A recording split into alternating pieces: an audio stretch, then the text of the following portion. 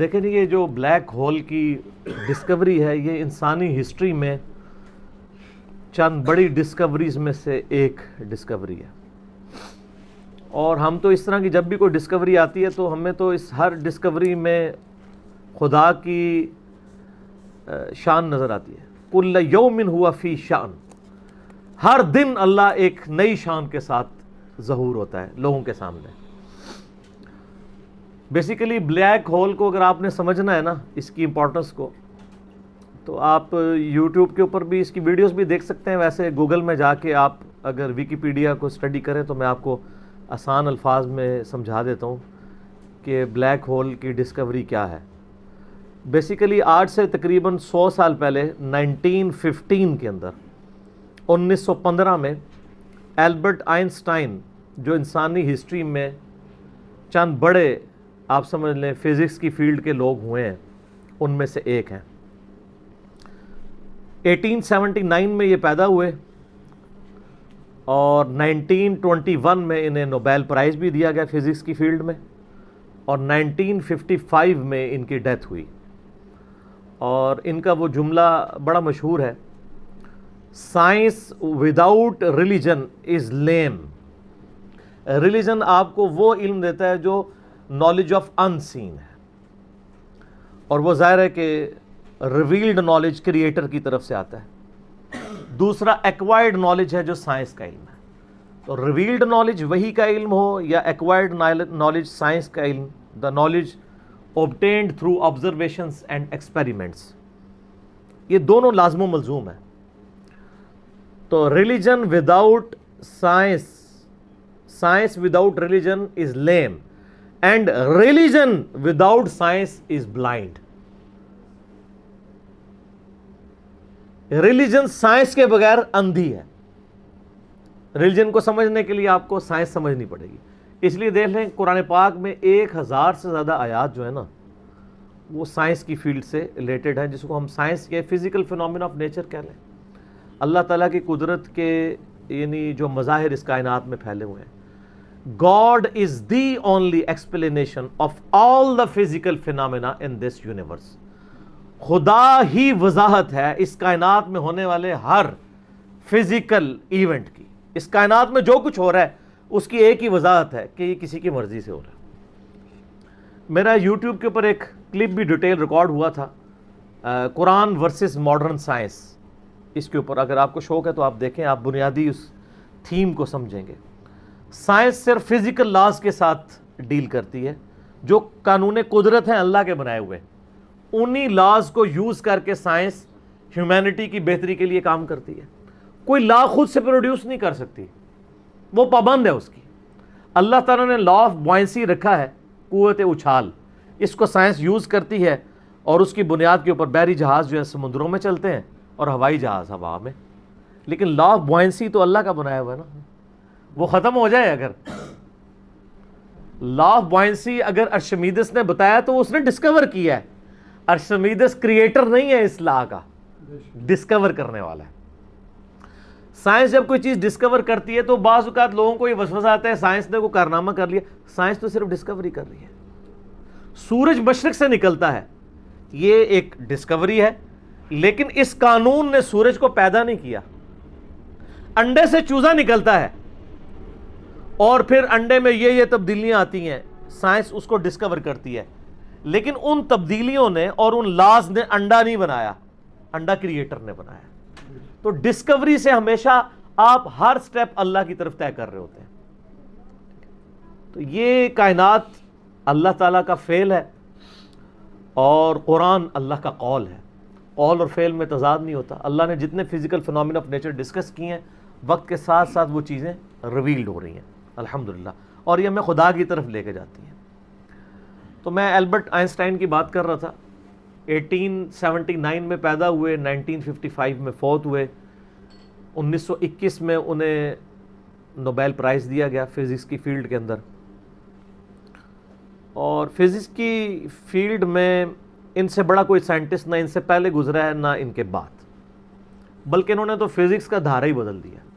ان سے پہلے تو لوگ کنکلوڈ کر چکے تھے نیوٹن کو، لیکن انہوں نے آ کے جب تھیوری آف ریلیٹیوٹی کے اوپر ایک ریسرچ پیپر لکھا 1915 کے اندر، 1915 میں، تو پوری دنیا کے اندر ایک ہلچل مچ گئی. وہ تو کہہ رہے تھے ہم فزکس کنکلوڈ کر چکے ہیں. فزکس تو ایک پھر بات آ گئی تھی، یہ نیوٹینین فزکس اور ہے اور آئنسٹائن کی فزکس، انہوں نے تو کئی ایسی چیزیں جو لوگ کنکلوڈ کر چکے تھے. اب وہ ہر بندے کی سمجھ سے مطلب وہ سمجھانا، یہاں میں فزکس پہ تو لیکچر نہیں دے رہا، میں آپ کو آج صرف بلیک ہول پہ بات کروں گا. تو انہوں نے اس وقت میتھمیٹیکلی یہ چیز پروف کی تھی کہ کائنات کے اندر، یعنی انہوں نے دیکھا نہیں تھا، یہ ان کا یہ کانسیپٹ تھا کہ اگر کسی جگہ پہ بہت زیادہ میس کنسنٹریٹ کر جائے اور اس کا والیوم آلموسٹ زیرو نیگلیجیبل ہو، تو اس میس کے اندر گریویٹیشنل فورس، قوت کشش ثقل، جس کی وجہ سے چیزیں ایک دوسرے کو کھینچتی ہیں. یہ میں گلاس جب یہاں سے چھوڑوں گا تو نیچے جائے گا، اوپر نہیں جائے گا، اس لیے کہ زمین اسے اپنی طرف کھینچ رہی ہے. تو اس کی ایک طاقت ہے جس سے وہ 9.8 میٹر پر سیکنڈ اسکوئر کی ایکسلریشن ہوتی ہے. تو انہوں نے کہا تھا کہ اگر ایسا میس کائنات میں کہیں ایگزسٹ کرتا ہو کہ اس کا والیوم تو آلموسٹ زیرو ہو، لیکن اس کا جو میس ہے وہ وہاں پہ انٹینس میس ایسا کنسنٹریٹ کرے، تو اس کی گریویٹیشنل فورس اتنی زیادہ ہوگی کہ اس کے پاس سے بھی اگر کوئی ستارہ گزرے گا تو وہ اس کو ہڑپ کر لے گی، جس طرح ایک ورٹیکس کرتا ہے. بلیک ہول ایک خلائی ورٹیکس ہے، جس طرح سمندری بھنور ہوتے ہیں نا، جن میں بڑے بڑے بحری جہاز بھی ڈوب جاتے ہیں، چکر کھا رہا ہوتا ہے، کوئی بھی چیز کے قریب بھی ہے وہ اس کو پہلے سک کرتی ہے پھر اندر ڈبو دیتی ہے پھر ختم. اس طرح خلا کے اندر بھی ایسے ورٹیکس ہو سکتے ہیں جہاں پہ کنسنٹریٹڈ ماس ایگزسٹ کرتا ہو، اور وہ گریویٹیشنل فورس اتنی ہوگی کہ ایون لائٹ بھی اس میں انٹر ہونا تو وہ بھی اسکیپ نہیں کر سکتی، جو اس کائنات کی سب سے تیز ترین چیز ہے اور ایبسولوٹ کانسٹنٹ ہے. آئنسٹائن نے تو یہ بھی کہا نہ ٹائم کانسٹنٹ ہے نہ میس کانسٹنٹ ہے، سپیڈ آف لائٹ یہ کانسٹنٹ ہے، لیکن وہ بھی اس سے اسکیپ نہیں کر سکتی. اور سپیڈ آف لائٹ آپ کو پتہ ہے کتنی ہے؟ 300,000 یعنی 3 لاکھ کلومیٹر ایک سیکنڈ میں. روشنی اتنی تیز ہے کہ ایک سیکنڈ میں زمین کے 7 چکر کاٹ سکتی ہے. یوں 1,86,000 میل فی سیکنڈ یا 3 لاکھ کلومیٹر فی سیکنڈ. زمین کا سرکمفرنس 40,000 کلومیٹر ہے، یعنی ایک طرف سے چلیں واپس آئیں 40,000 کلومیٹر ہے. تو ایک سیکنڈ میں روشنی زمین کے 7 چکر کاٹ سکتی ہے. اسی لیے کائنات کے فاصلے جو ہیں وہ روشنی کے اعتبار سے ماپے جاتے ہیں. یہ اتنے لاکھ نوری سال، اور ایک نوری سال ہی بہت زیادہ ہوتا ہے. 1 لائٹ ایئر یہ ہے کہ روشنی ایک سال تک اسی رفتار سے چلتی رہے تو جتنا فاصلہ طے کرتی ہے. وہ تو آپ میرا ہو از اللہ والا لیکچر دیکھ لیں، مسئلہ 60، اس میں نے پھر بتایا کہ کائنات کے فاصلے کتنے ہیں. تو آج ہم بلیک ہول کے اوپر بات کر رہے ہیں. تو وہ بلیک ہول کا ان کا ایک کانسیپٹ تھا کہ ایسا اگر ہو تو ہو جائے گا.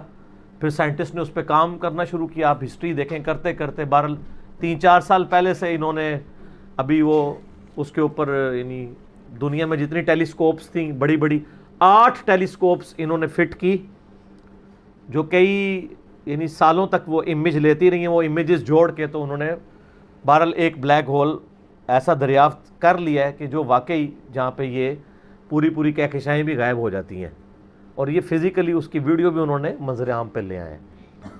تو سر یہ تو کریشن ہے نا جی، اصل تو ان ساری چیزوں کے پیچھے کریٹر ہے.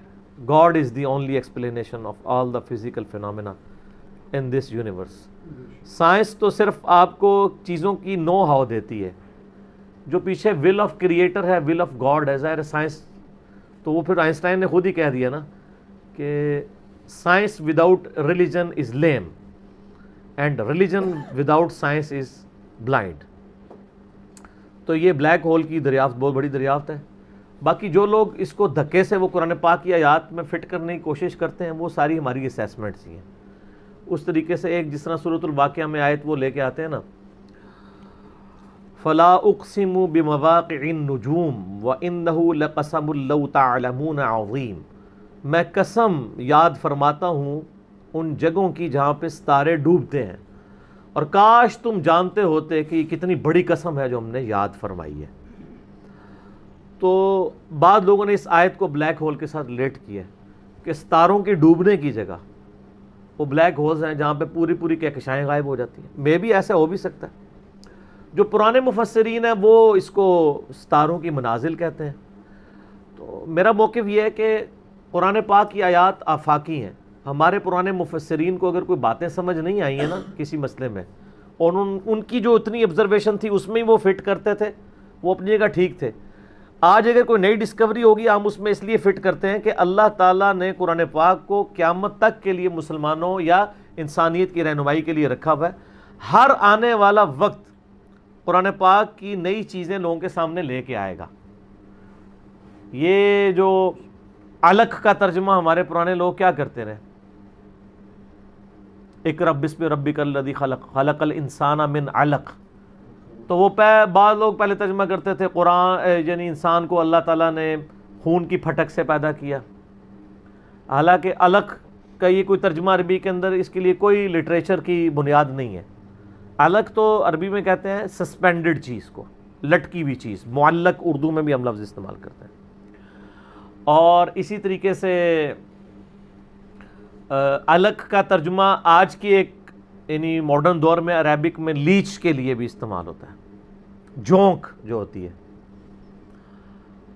اور اس کی اگر شکل کو دیکھیں آپ، یعنی جو ایمبریو ہے رحم مادر میں، وہ انیشلی سسپینڈڈ فارم میں لیچ کی شکل میں ہوتا ہے.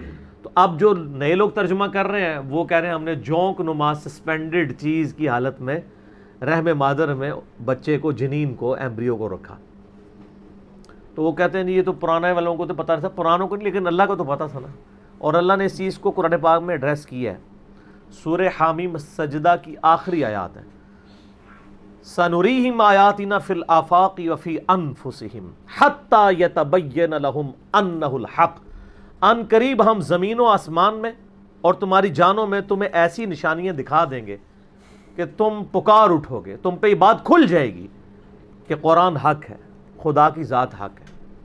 تو یہ ہر آنے والا زمانہ، ہر سائنٹیفک ڈسکوری خدا کی طرف لے کے جاتی ہے. میں اکثر کہتا ہوں نا کہ سائنس تو صرف ڈسکور کر رہی ہے. زلزلہ کس طرح آتا ہے؟ ٹیکٹونک پلیٹس کی ڈسٹربنس سے. اب اگر سائنس سے پوچھیں وہ ڈسٹربنس کون کرتا ہے، اس کا ٹائم پیریڈ کون ڈیفائن کرتا ہے، وہ کہتے ہیں it is physical phenomena of nature. اور فزیکل فینومینا آف نیچر کے پیچھے تو خدا ہے، وہ ڈیسائیڈ کرتا ہے. کائنات میں ہونے والی ہر چیز معجزہ ہے. یہ الگ بات ہے کہ ہم چند معجزات کے عادی ہو چکے ہیں. اگر کسی شخص نے یہ آبزرو نہ کیا ہو کہ چوزا انڈے میں سے نکلتا ہے، ایک لمحے کے لیے سوچیں، اور وہ پوری زندگی انڈا کھاتا رہے، اسے ایک دن بتایا جائے کہ یہ جو تم انڈا کھاتے ہو نا، یہ جو تمہیں اتنے خوبصورت چوزے اور مرغیاں نظر آتی ہیں اس میں سے نکلتی ہیں. وہ کہے گا میں نے درجنوں دفعہ توڑا ہے، اس میں تو کوئی ایسی دور دور تک چیز نہیں ہے کہ اس میں سے چوزا بن سکے. ایمانداری سے بتائیں ایسا ہوگا کہ نہیں؟ یا ایک بے قدر بیج کسی کو دکھایا جائے اور اسے یہ بتایا جائے یہ جو اتنا بڑا تم درخت دیکھ رہے ہو نا، یہ اس میں سے نکلا ہے. وہ کہتا ہے یار اس میں سے کیسے اتنا بڑا درخت نکل سکتا ہے؟ وہ درخت تو اتنا بڑا ہے، یہ تو اتنا سا ہے، وہ تو 6 ارب گنا بڑا ہے. لیکن ہم عادی ہیں. آپ پھولوں کو دیکھیں، اگر پھول کسی کو جس کو یہ نہ پتا ہو یہ زمین کی کالی مٹی میں سے نکلتے ہیں، وہ کبھی بھی نہیں مانے گا کہ مٹی میں تو دور دور تک ایسی کوئی چیز نہیں ہے. فروٹ کو دیکھ لیں، کائنات کی ہر چیز ایک معجزہ ہے. یہ الگ بات ہے کہ ہم چند معجزوں کے عادی ہو چکے ہیں، اس لیے ہمیں وہ چھوٹے لگتے ہیں. ورنہ میں اللہ کی قسم اٹھا کے کہتا ہوں کہ مردے کا زندہ ہونا یہ چھوٹا معجزہ ہے. انڈے میں سے چوزے کا نکلنا اس سے بڑا معجزہ ہے. مردہ تو وہ پڑی ہوئی ہے لاش، وہی زندہ ہو رہی ہے نا. چوزے اور انڈے کا تو کوئی لینا دینا ہی نہیں دور دور تک. اس میں سے ایک لیسدار مادہ ہے، آپ وہ لیسدار مادہ اس میں سے نکال کے اوپن ایئر کے اندر لے آئیں، پھر آپ اس میں سے ذرا چوزے کی چونچ ہی کوئی ایک بنا کے بتا دیں. ابھی تو ہم انڈا بنانے کے لیے کسی کو کہہ ہی نہیں رہے، انڈا تو کوئی بنانے کا سوچ بھی نہیں سکتا. تو یہ جتنے physical phenomena of nature discoveries ہوتی ہیں، اس میں ہمارا ایٹیچیوڈ پرائمری یہ ہونا چاہیے کہ ہم اس کے بعد خدا کی شناخت کریں. قرآن پاک کی آیات میں اس کو زبردستی گھسیڑنے کی کوشش نہ کریں. کہیں کچھ بن بھی رہا ہوتا ہے، کہیں نہیں بھی ہو رہا ہوتا. ہم بھی یعنی کوشش کرتے ہیں جو قریب قریب وہ بات کر دیتے ہیں. ادروائز مجھے بھی ساری باتیں پتہ ہیں جو لوگ کرتے ہیں، لیکن یہ ساری چیزیں قرآن میں نہ بھی لکھی ہوں، اصل چیز یہ ہے کہ ہر فزیکل فینومینا آپ کو اللہ کی طرف لے کے جاتا ہے. تو یہ بلیک ہول کی ڈسکوری بھی اللہ کی قدرت کی بہت بڑی نشاندہی ہے، کیونکہ جس نے ڈسکور کیا ہے اس نے تو اس کو پیدا نہیں کیا، اس نے صرف جانا ہے. اور اس سے آپ یہ بھی اندازہ لگائیں کہ ہم یعنی کئی چیزیں اس کائنات کے اندر کہ جن کو ابھی ہم صرف ان کو جانتے نہیں، ان کی ڈیٹیلز تو چھوڑ ہی دیں، ہمیں تعارف بھی نہیں ہے. میں نے کئی دفعہ بتایا کہ اس کائنات کے اندر اس وقت 250 بلین گلیکسیز دریافت ہو چکی ہیں، 250 ارب. ان گلیکسیز میں سے ایک گلیکسی ہماری ملکی وے ہے، جس میں 300 ارب سے زیادہ سورج ہیں، جن میں سے ایک سورج یہ ہے، اور یہ سب سے چھوٹا سورج ہے. اس طرح کے 300 ارب سورج ہے، اور ایک ارب اتنا بڑا فگر ہے کہ اگر کوئی شخص 24 گھنٹے گنتی گنتا رہے نا، 25 سے 30 سال چاہیے ایک ارب گنتی گننے کے لیے. 24 گھنٹے اور کوئی کام نہ کرے. آپ 86,400 سیکنڈ، ہر سیکنڈ میں ایک دفعہ بھی گنے تو آپ 1,00,000 کی بھی گنتی پوری نہیں کر سکتے، اور 25-30 سال تک گنتے رہے تو 1 ارب ہے. تو 300 ارب سورج ادھر ہے، اور اس طرح کی 250 ارب گلیکسیز ہیں. اسی لیے سائنٹسٹ کہتے ہیں کہ سمندر کے ریت کے ذرے جو سمندر کے کنارے پہ ہیں وہ کم ہے، کائنات میں جو سیٹلائٹس ہیں، سٹارز ہیں، وہ اس سے زیادہ ہیں. یہ اتنی بڑی کائنات ہے سر، کوئی امیجن نہیں کر سکتا. اور پھر اس کی جو اس کے اندر جو ہارمنی ہے سر، وہ سب سے بڑی بات ہے. کائنات خالی بنائی نہیں، بنا کے چھوڑ نہیں دی ہے، اتنی بیلنس ہے کہ وہ کسی کے چلائے بغیر چل ہی نہیں سکتی، اتنی بیلنس ہے. آپ کو اندازہ نہیں، یہ پوری پوری گلیکسیز ایک دوسرے میں سے یوں گزر جاتی ہیں اور کوئی سٹار دوسرے سے نہیں ٹکراتا، جس میں اربوں سٹارز ہوں اور وہ گزر جائیں. سر آج تک ہمارے آباء و اجداد میں سے کسی نے سورہ کہ سورج نہ نکلا ہو؟ کبھی نہیں ایسا ہوا. سن ان لاز کا پابند ہے جو اللہ تعالیٰ نے اس کی ڈیسٹنی میں مقرر کر دی ہیں پچھلے 15 ارب سال سے. ود رسپیکٹ ٹو زمین، ظاہر ہے سورج تو نکلتا ہے، غروب تو نہیں ہوتا. ود رسپیکٹ ٹو زمین، سورج کا کوئی باپ ہے جو اس کو چلا رہا ہے؟ 15 ارب سال سے بغیر فیول کے وہ چل رہا ہے، اور اس کے اندر اتنی روشنی ہے کہ ہر سیکنڈ میں 50 کروڑ اٹامک بم کے برابر انرجی صرف ایک سورج میں سے نکل رہی ہے. اس طرح کے 300 ارب سورج ہیں، یہ ایک گلیکسی ہے، اور اس طرح کی 250 ارب گلیکسیز اور موجود ہیں. انبلیویبل ڈیٹا ہے. اور یہ تو وہ ہے جو ناسا نے بھی دریافت کیا ہے. ابھی آسمان تو پتہ ہی نہیں کہاں پہ ہے، اور یہ زمین کے اندر ہی آپ اس وقت صرف زمین کے اوپر 20 لاکھ مخلوقات کی سپیشیز دریافت ہو چکی ہیں. 2 ملین سپیشیز، یعنی اگر آپ گننا شروع کریں، انسان، گھوڑا، گدھا، کوا، چیل، مرغی، اس طرح آپ سپیشیز نباتات اور حیوانات کی گنے نا، ان کی سپیشیز کی تعداد 20 لاکھ 2 ملین ہے. پھر ایک ایک سپیشیز وہ آگے پھر بلینز میں، انسان ہی 7-8 ارب ہے. زمین پہ صرف حشرات الارض، انسیکٹس اور کیڑے اتنے ہیں کہ ہر انسان کو اگر 20 کروڑ کیڑے دے دیے جائیں، 8 ارب کے قریب انسان ہے نا، ہر بندے کو کہا جائے 20 کروڑ لے لو کیڑے، تو اس سے زیادہ کیڑے. وہ تو صرف کیڑے کی بات ہو رہی ہے سر. تو یہ تو نہ ختم ہونے والا ڈیٹا ہے، اس پہ بہت بولا جا سکتا ہے. فی الحال ہم اس پہ ہی واپس آتے ہیں کہ آئنسٹائن کی جو ایک تھیوری تھی وہ آج پریکٹیکلی سامنے آ گئی ہے. کاش آئنسٹائن کوئی حافظہ اللہ ہوتا یا رحمہ اللہ ہوتا تو ہم بھی خوش ہو رہے ہوتے. خیر، ہم یعنی ان کی جو خدمات ہیں وہ تو ان کو تو اپریشیٹ کرتے ہیں، کوئی شک نہیں ہے. بالے ان چیزوں سے ہمیں یہ بھی پتہ چل گیا کہ علم غیب کسی کے پاس نہیں ہوتا. اللہ تعالیٰ ایکوائرڈ نالج کے ذریعے کسی کو علم دے دے، ورنہ یہ ساری ڈسکوریز جو آج کل کی ماڈرن ایج میں ہے، پرانی ایج میں تو مسلمانوں نے بھی کچھ کی ہیں، لیکن ماڈرن ایج میں مسلمانوں کی کوئی دور دور تک کنٹریبیوشن ان چیزوں میں نظر نہیں آتی ہے. تو اس کا تعلق مسلمان یا کافر ہونے سے نہیں ہے، ایفرٹ کے ساتھ ہے. انسان کے لیے وہی ہے جس کی وہ ایفرٹ کرتا ہے. باقی ان ساری چیزوں کے بعد خدا کا تعارف کرنا چاہیے. کسی بھی خوبصورت چیز کو دیکھیں سبحان اللہ بولیں کہ یہ پاک یا بے عیب یا حیران کن نہیں ہے. حیران کن تو وہ ہستی ہے اور بے عیب تو وہ ہستی ہے جس نے اسے پیدا کیا ہے، جس نے اسے کریشن ایکس نہیلو کیا ہے، عدم محض سے وجود بخشا ہے. تو خدا کا تعارف ان چیزوں سے ہوتا ہے. تو میں یہی اس کے اوپر میسیج دوں گا کہ بلیک ہول کی ڈسکوری آپ کو ایک اللہ تعالیٰ کی نئی شان، کل یوم ہوا فی شان، یہ آپ کے اوپر کھول رہی ہے. ٹھیک ہو گیا جی.